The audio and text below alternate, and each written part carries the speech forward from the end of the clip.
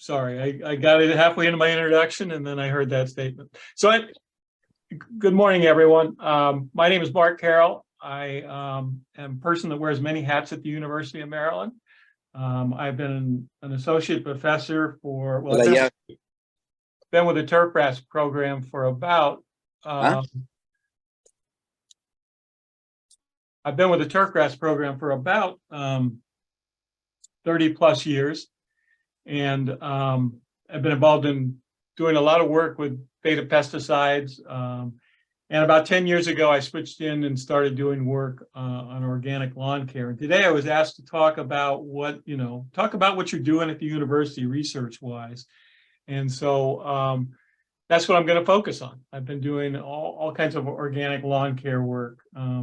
Just so you know, I also have a joint appointment as the director of the Environmental Science and Policy program on campus. So I do not spend a lot of time doing research anymore, but I still, given the interest with organic lawn care and all the things that are going on around us, when I do get a chance to go out and do research, I focus on that. And so I'm going to tell you a little about a couple studies I have done over the last almost 13 years now. One that's been going on over 13 years, and then one that's been going on for about the last 3 years. In fact, we're wrapping that up now.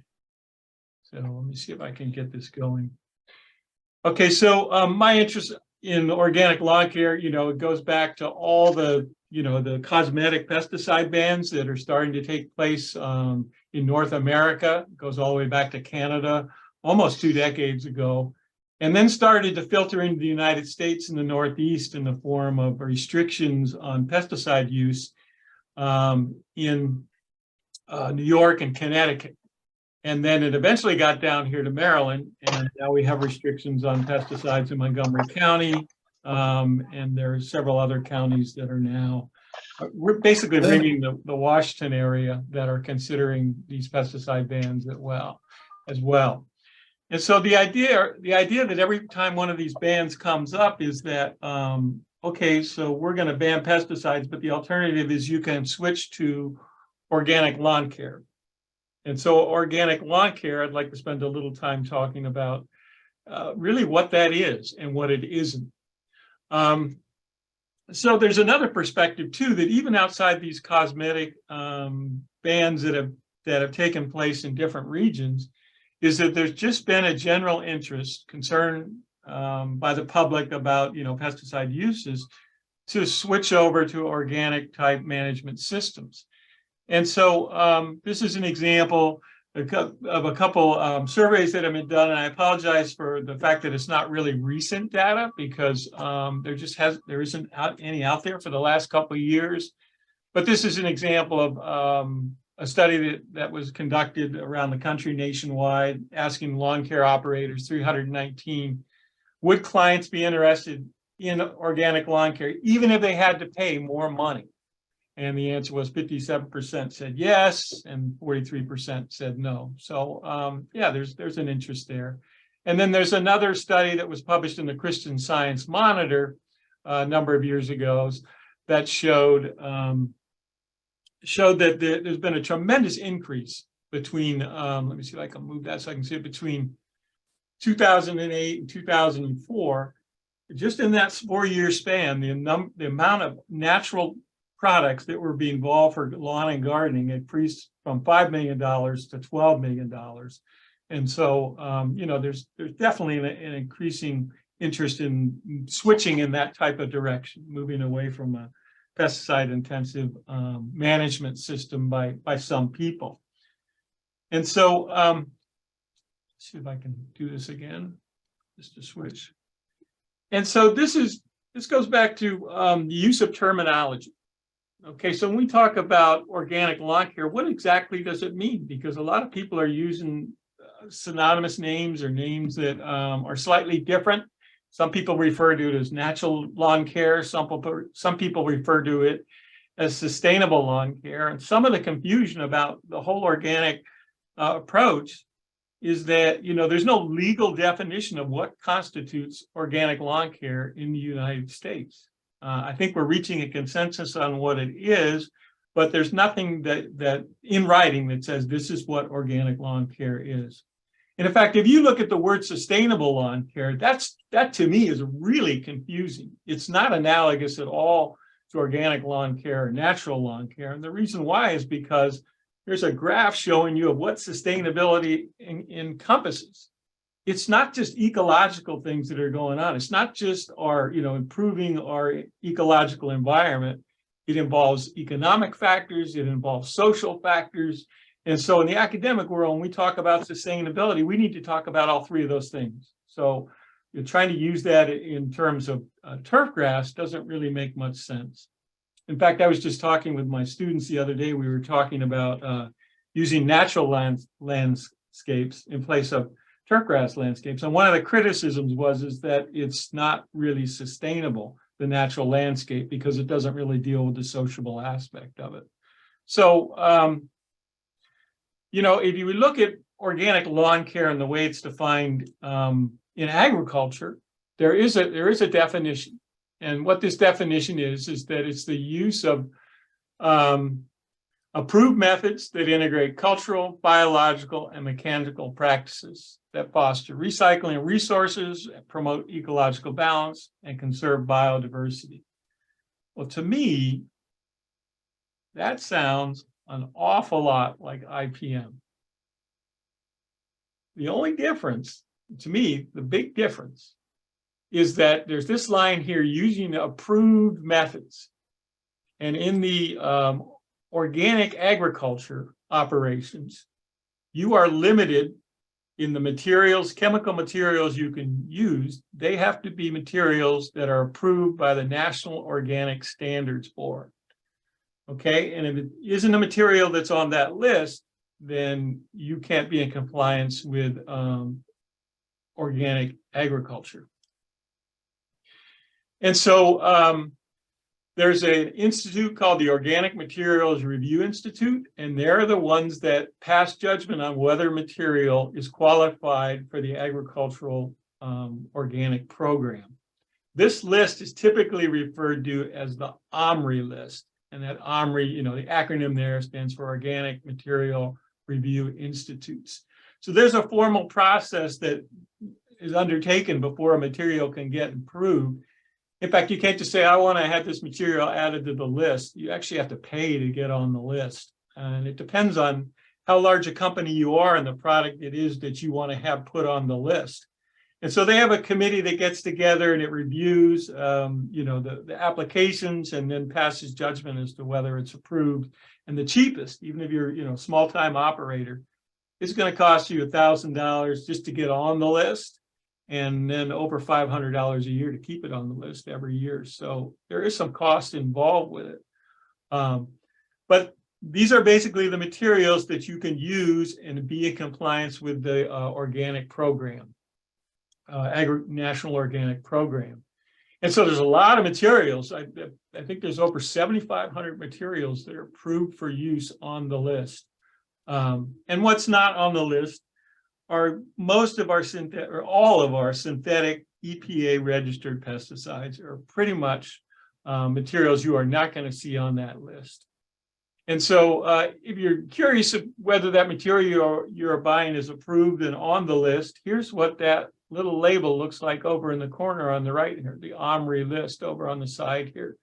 So this is some compost material that meets the requirements and is on the list. And so it's important, in the agricultural arena, it's important that you don't violate this because there's actually a fine associated with it. So maybe that's good for turf grass, but we don't, if you're not in compliance with the OMRI list 100%, then you're not going to be fined. But if the USDA was to find out that you were using materials that were not on that list, you could be fined up to nearly $18,000 for every instance they know where you have violated the use of the material. So it can add up pretty quick. Obviously, there's benefits to being in an organic program from an agricultural production because whatever you're producing, you can usually sell for a higher price. Okay, so let me talk a little bit now that we know, what constitutes an organic program, and probably with the way that it works over in the world of in turfgrass terms, you're going to have to. The general consensus is that if you're going to have an organic program, that you have to be limited to the use of OMRI materials, just like in the agricultural organic programs. So let me talk a little about the basic tenets of an organic lawn care program.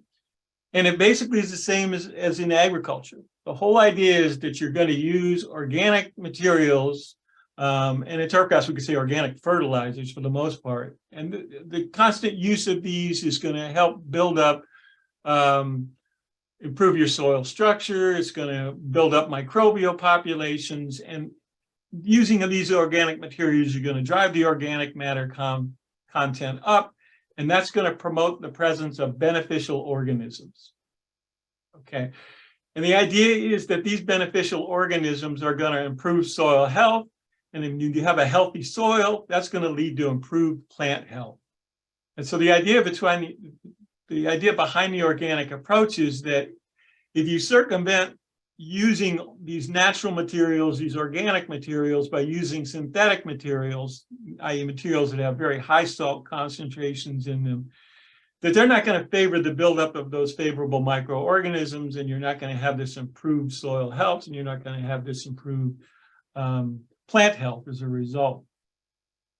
To kind of take it one step further, there's this whole idea of the food web. Everybody that talks about organic systems goes back to what's called the soil food web. And the way that this works is that you have plants, and this is, we could treat this plant over here as a turfgrass plant, is that this plant is going to secrete substances within the soil, and the microorganisms in the soil are going to use that as a food source. If you add organic matter, it's going to build the microbial population up. They're going to use that as a food source. And so they will secrete substances, the microbial organisms, that are beneficial to the plant. Their populations are also going to build up in such a way that they're going to be an increased food source for the next organism up on the chain. And so that organism becomes more healthy and more available. And so on and so forth, as we go up the chain, each organism becomes more available because we have more population at the lower level. The idea is that as the microbial population builds up, it secretes more substances that the plant uptakes, and it improves plant health. And then the plant itself, by producing more biomass and being healthier, produce substances itself which support the microbial population. So it goes around and around in a circle. And the idea is that if you have these healthy soil conditions, organisms such as plant pathogens that are conducive to causing diseases, those are suppressed by favorable microorganisms in a healthy soil. And so the idea is that these healthy organisms are going to eat the antagonistic organisms, the ones that cause pathogenic diseases. And so you're going to have occurrence of less diseases.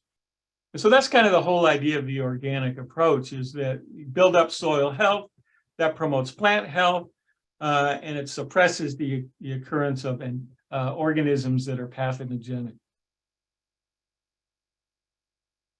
Okay, so I'm not here at all to promote any one individual lawn company, but Natural Lawn Care of America, way back when, their original president, they kind of got on the boat early in the whole idea of using organic lawn care.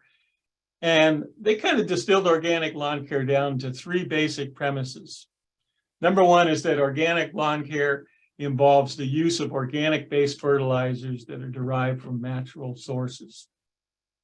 You use that in concert with an IPM approach. And the idea here is that you're not going to apply materials to control pests unless you actually see that pest. And so that's already well established in IPM, but it was that you layer that on top of the fact that you're going to restrict the use of the materials you use to organic or natural-based materials. And then when you have a pest, you're going to first try to control it using biological control measures in place of using synthetic materials. And the hope is that by using those materials that you're going to be able to control that pest. And so with that background, I want to tell you about a couple of studies that we had going on at the University of Maryland. Some have been long-term, and some have been short-term. And I only want to focus today on one aspect of these studies. I want to focus on the presence of weeds. And the reason I want to do that is because really this is what people find most objectionable in lawn care. And it does have some implications. I'm going to talk a little bit about a sports turf study we just are in the process of completing, that it has implications there as well too. So we started an organic versus synthetic or compost top dressing study back in 2011.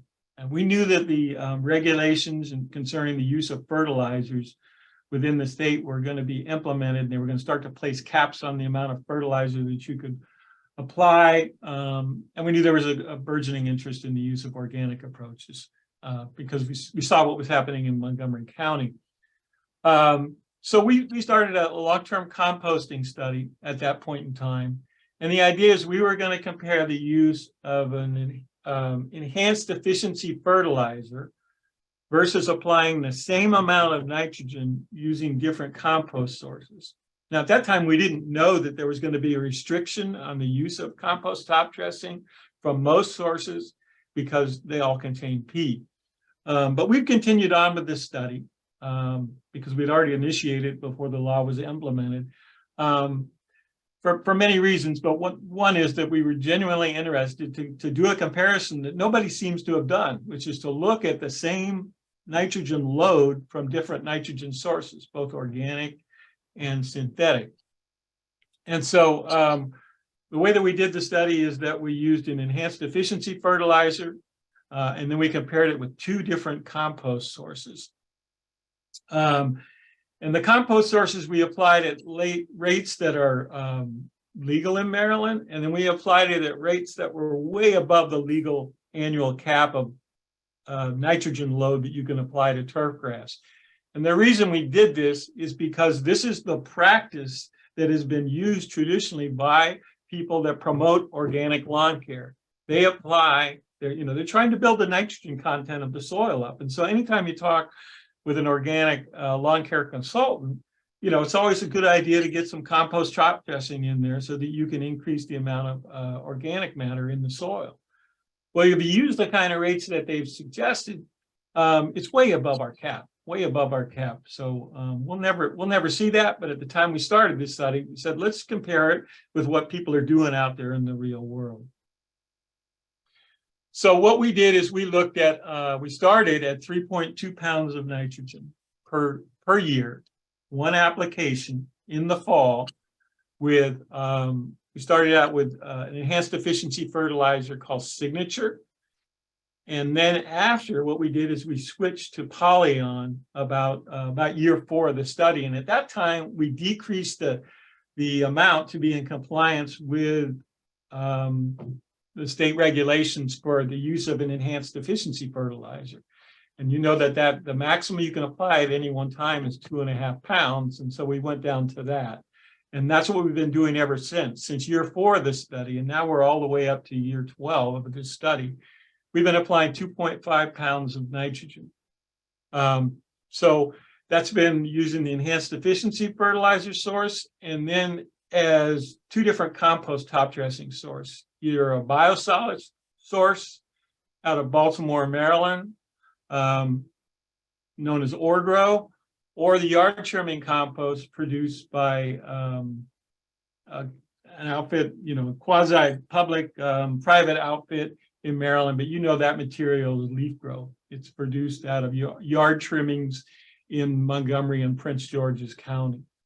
So again, for the first 3 years, we applied all 3 of those sources at 3.2 pounds, and then we applied all of them at 2.5 starting in year 4. And you see this is being done by hand. See how that's all being done by hand. The reason why is if you're applying it down at those low level amounts, that it's really thin. It's really difficult to apply it accurately. The Biosols product, that's at about a 1/16 of an inch in order to put 3.2 pounds down. And the yard trimming is about a 1/10 of an inch. And so in the plots, we did it by hand, and we still do it by hand to this day. So what we like to call the practitioner rate is about 4/10 of a pound, 4/10 of an inch of compost applied per year. Usually it's applied in split applications of, a little more, a little less than an 1/8 to 1/4 of an inch. But we just went with, the idea is we were just going to go with a single application. And so we went with 4/10 of an inch of the biosolid compost or the yard trimming compost. And you can see that's what that looks like there. It's a pretty heavy load, but that's the annual load that would be put down based on practitioner application rates. Okay, so we have what would fall within at least the nitrogen load. We have the legal amounts being applied to the compost, and then the practitioner rates. And so, like I said, I just want to focus today on some weed data that we've collected. And this is the study, the top dressing study we did at the turf farm. And we've extended this study to 12 years. We actually did it in 2 locations to start with, at the Glenstone Art Museum, but we're no longer working there. So what I'm going to show you here is the number of dates during the first 3 years of the study where we had significantly less weed cover than what was present in our unfertilized control. So we had that treatment too, where we weren't doing anything. And so if you look at this, there were 11 evaluation dates. We did this over the course of the 3 years. And you'll notice that the biosolid compost applied at the practitioner rate, in 10 of those 11 dates, it was significantly less. There was significantly less weeds in those plots than there were in the control. But what's interesting is that if you move over to the enhanced efficiency fertilizer, and this is being applied at 3.2 pounds of that is almost as good. It was 9 of the 11 times that we had significantly less weeds being present within those plots than the control. Now, to give you an idea, this biosolid compost, when you apply it at 4/10 of an inch a year, that's a nitrogen load of about 20 pounds. Why so much nitrogen are you putting down? Because, well, in terms of what can actually become available to the plant, it will range anywhere from 10 to 25% the first year. So if you're putting 20 pounds down and, you're getting 10%, then that's 2 pounds. If you're getting, 25%, that's 5 pounds. So it's kind of within the range, the older range of what we used to put down on turfgrass and total nitrogen. Yard trimming compost, a little less because it contains less nitrogen, but still a lot more than 3.2 pounds. And what you notice here is that yard trimming compost, 4/10 of a pound or 2/10 of a pound is not very good relative to the control. It's only about half the time. Does it have significantly less weeds than the control? And the biosolid, when you apply it at 3.2 pounds, same thing. Only about half the time does it have less weeds than applying no nitrogen at all. Okay, so that's during the first 3 years of the study. What about if you keep doing this? Keep doing it year after year after year, because a little more nitrogen gets released, a little more nitrogen. The pool of nitrogen in the soil is increasing. The organic matter content is increasing. What if you run an organic program, 10 or 15 years? Do you start to see additional benefits of using that program? And so again, I'm only going to focus on weed control today. Here's the results at year 10 and 11. So this is 2021 and 2022, showing you the data in a little different way. Here's the control up here. And then here are the various treatments. And what you'll notice is that last year, in particular, very high weed populations present within the control plots. And that's because we really we were in an organic program. We really weren't applying any types of weed control measures. And so in 2021, we decided to go ahead and start sticking with an organic approach by controlling the weeds. So we applied Fiesta, and we did it twice. We did it in mid-May and mid-June. And you see that caused a precipitous drop in the amount of weeds that were present within the plots. Now, the primary weeds that we found in our plots, at least in the spring, is primarily clover, some dandelions, but mostly clover. And several people have started working with these organic materials. We've done this. I've done this in conjunction with colleagues in the Midwest, and that paper is actually coming out later this year. We found that chelated iron-based products like pest are really good at controlling things like clover if you make two sequential applications about 8 weeks apart. They work really well. Well, in this case, we applied them 4 weeks apart, and you can see they did a really good job of controlling the weeds. But what I want you to notice is look over here on the left. This is the practitioner rate of the biosolid compost. There's no weeds in that plot to start with. It's doing a really good job 10 years out in terms of controlling weeds, at least in the spring of the year. And then right behind it, the next one up on the line is the enhanced efficiency fertilizer. Okay, so what you've got here is you've got a product that you're applying at basically 20 pounds of nitrogen per year versus one where you're applying it now at 2.5 pounds of nitrogen per year. And these two are, you know, the one at 20 pounds is doing a fantastic job in the spring. You know, the enhanced efficiency, not so good, but better than compost at the same rates of nitrogen. So that we thought that was interesting. And then what happens here when you go is that, okay, so you apply the pest, it does a real good job of controlling the weeds across all the plots, although you can still see the control has a fair amount of weeds. And then it starts to creep back up in the spring of the year. And what's happening here is the clover, some of that very small amount of clover you didn't control, it starts to come back. And then we get the encroachment of some other weeds too. One of the ones that's been really difficult to control and is not working very well with Fiesta is mock strawberry. And so that's starting to creep into the plots, and that's difficult to get rid of. Okay, so here's 2022, similar response. Let me go ahead and blow that one up. Here's again the practitioner rate of the biosolids compost doing a knockout job in the spring of the year of controlling weeds, not seeing any weeds at all. But then you'll notice when you get later on into the fall that there's actually a fairly, you know, it starts to creep up quite a bit. Now, all these numbers are higher than the year before, and the reason why is no second Fiesta application. We thought we'd kind of treat it like, you know, like a post-emerge application, where once you get a handle on the weeds, then you can just go ahead and back off on the amount of weeds. But obviously this didn't work out.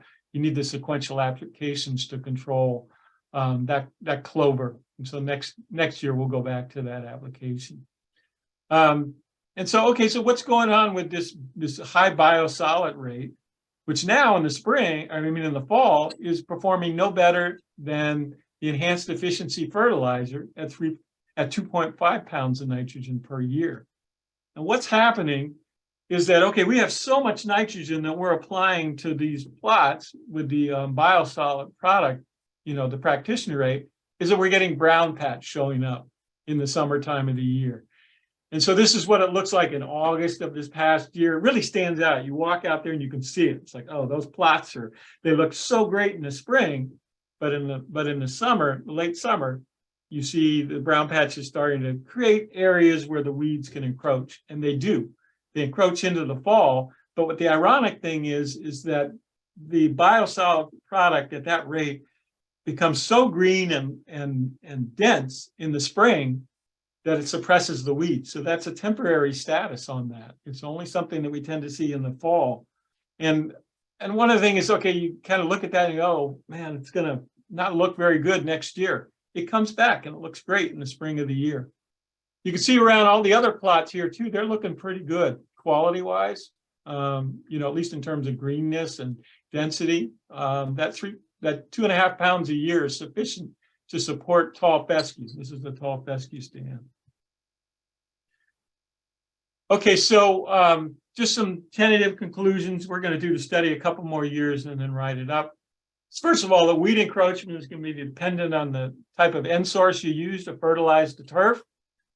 And what we found is that, you know, when you apply the Baltimore solids, bio-based solid at the practitioner rate, you're consistently going to get good suppression of weeds in the spring of the year. But you can get pretty good weed control at a much lower rate using the enhanced efficiency fertilizers. So, you know, it was really points to some of the benefits of using enhanced efficiency fertilizers. And of course, one of the big benefits is that you can only get away with one application a year versus using some of our more quick release forms of N.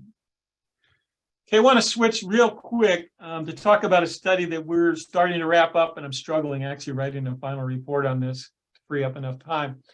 But we worked with Montgomery County looking at an organic versus a synthetic approach to athletic field management.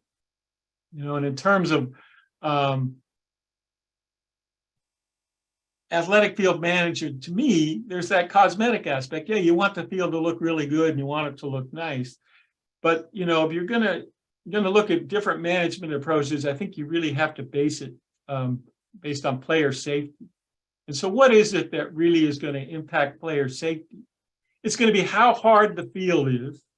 You know, if you have a real hard field and you get a lot of traffic, you're going to end up with people getting head injuries, possibly consultants. And then there's also evidence that shows that you can get ACL injuries on really hard turf more likely than a softer playing surface.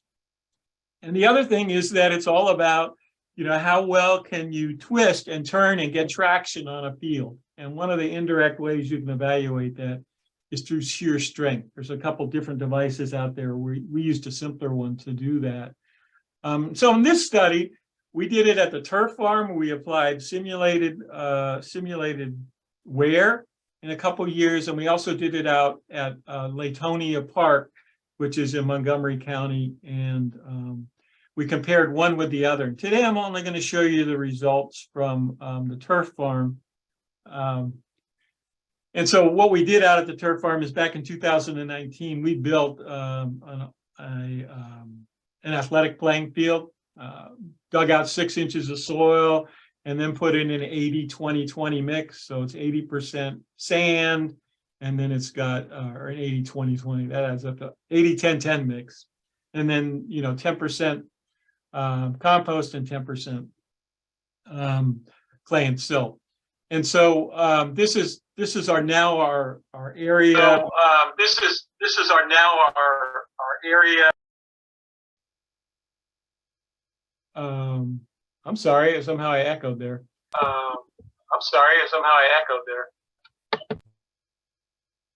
Folks, please keep yourself muted. It creates problems.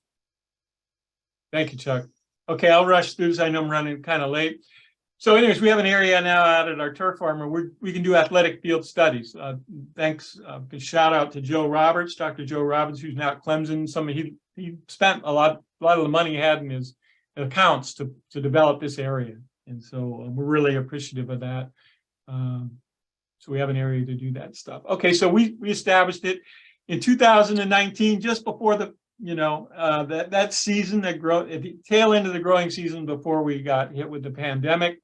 So we put in Tacoma, Bermuda grass, which a lot of you probably heard about Tacoma at the Super Bowl. Same grass used in the Super Bowl. Anyways, excellent cold tolerance. So it's the one that we used are using out at our turf farm.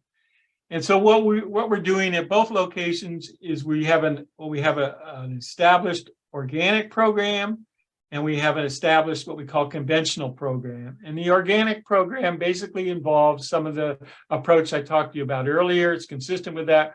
We're using natural sources, natural fertilizers, and if we need to control pests, we're resorting to materials that are on the OMRI list. So we're using nature-safe products to apply the fertilizers. We're using corn gluten meal to attempt to suppress crabgrass. And we use Fiesta once a year to get a control of the broadleaf weeds. And then we're also in this project, we're also using other natural materials such as molasses, sugar-based products in an attempt to build up the microbial populations in the soil. So that's part of our organic program too. And then our conventional program, we're using salt-based fertilizers. We're using synthetic pre-emerge and post-emerge materials. And then on both of them, we're using the same cultivation practices. I'm not going to show you all that because that gets really complicated, but in both sites, both regimes, we're using the same type of aeration practices, verticutting practices, all that's the same at both sites. And so what I'm going to share with you today rather quickly is what were the results at our turf farm in terms of surface hardness and in terms of shear strength. And so if you see a star here or an asterisk, that's indicated that there's a significant difference between the two. And I have to, I'm going to show you the hardness numbers first. And one of the things I want you to know is that in 2020, that's the pandemic. We didn't apply any simulated wear because there was no traffic, at least during the first 2/3 of the year, no play occurring on the fields at Latonia. So we didn't start applying traffic on our turf farm location until May of 2021, and we did it until the end of the summer, and we did the same thing in 2022. And what you can see is that these are very similar. There's only 1 month where the conventional program had slightly higher surface hardness than the organic program. So basically what you're seeing here is that it's not having much impact at all on surface hardness. And this kind of makes sense. You know, we're not adding, without compost additions, we're not adding a lot of organic matter. So the potential to soften up the soil is not really there with the addition of organic matter. And it's consistent with results up in Connecticut where they've looked at this on bluegrass fields. That in terms of surface hardness, whether you're using an organic or a national program, it doesn't seem to be much difference that way. Now, when we look at shear strength, this is like, think of a cleat. You got a cleat in the ground, it's rotating. And if you have really low shear strength numbers, then there's slippage. Get the formation of the divots, like you saw in the Super Bowl. Get those divots because they have low shear strength. And so here, what we notice is that during that first growing season, when we didn't have any traffic, we actually noticed that the conventional program had higher shear strength values throughout that first year. But when we got to the second year and in the third year, what we noticed was that when we started doing post-traffic, is there wasn't a whole lot of difference in shear strength. Month to month, it's the same basically in both of those fields. So at least at the turf farm, where the traffic's much less, you know, think about how much traffic you get on a field that's getting hundreds of hours of play. No matter how we try to simulate it, we're not going to be able to get that same level of damage that you would get on a natural field. But under our simulated conditions, we didn't see much difference in shear strength. But it does show you that during the first year in that study, that you know, the availability of the nitrogen in those quick release sources that are part of that conventional program are aiding in getting shear strength built up quicker than in the organic program. Okay, so summary, no real consistent differences in surface hardness. When you compare the two management regimes out at our turf farm, shear strength tends to be enhanced during the year of establishment using a conventional approach versus an organic approach. And then after that, we didn't see much difference between the two. So I've pretty much used up all of my time here, but I can take a question or two if anyone has any. Otherwise, I'll turn it back to Chuck. Oh, I want to acknowledge contributions, financial contributions early at the organic study at the turf farm top dressing study of the Glenstone Foundation. They got us started on that study with some support, and then Montgomery Parks has supported us on the athletic field study, which a lot more data in that study than I had a chance to show you today. So with that, I will stop share. There are no questions in the chat box currently. If you have questions and you can't unmute yourself, you may ask them in the chat box and I will relay them to Dr. Carroll.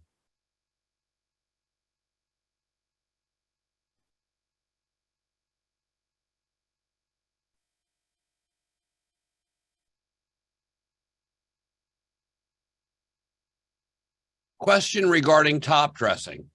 Can you use it for establishing a new lawn during renovation? My understanding is that you cannot. It has to be incorporated into the soil. You cannot do any type of surface application with compost in Maryland right now if it contains phosphorus. Unless you have a soil test. If your soil test, it shows that you're deficient in phosphorus, then you can add up to, I think it's over the course of the first year, you can add up to a pound per 1,000 square feet, might be a half pound. But that's the only instance where you can do it. You have to be justified by a soil test. The way you have to look at it is the top dressing application is no different than the bagged fertilizer application. So you have to be in compliance with the laws that applies to using bagged fertilizer. You can incorporate it. In fact, I got some nice pictures where we've done it in other studies where we've incorporated it to improve infiltration, and it, man, does it do a great job for years in suppressing weeds and promoting high turf qualities. But you can't technically do it in our state right now. I'm hoping, you know, particularly with the study going on of lungs, that maybe someday we can get back to that. But right now, it's not a tool in our box, so to speak. Other questions for Dr. Carroll? We're getting several thank yous. Thank you, Dr. Carroll. I've been very interested in organic land care for the past year. I've been doing a lot of research and would like to start implementing these methods. Very exciting. Yeah, I think there was one question about Fiesta that I went by. I'll before I sign up, I'll say that, you know, in this regional study we did, we had 11 different universities involved with this, and our basic consensus is that Fiesta works really well on clover and dandelions, but you need to do two applications, two sequential applications about 8 weeks apart. Do it in the spring. That second application is really effective and you can get hot, humid weather. And that's all. Thank you, Chuck. Appreciate it. Kelly Nick. Yeah, I can't hear you, Chuck, but yeah, Kelly has done a Research study farm in Clarksville, yeah, along with you and Dr. Clement. Yeah, she did some work. I saw the poster. I haven't had a chance to look at it in detail, but I'm sure that her results are going to be pretty supportive of our initial regional study. Okay, thank you very much. Thank you, Dr. Carroll. You're welcome. Now, Judy, who do you want to go next? Is this Phil? Phil. Okay. But a couple of things first. Lulu, you have your camera pointed at the ceiling.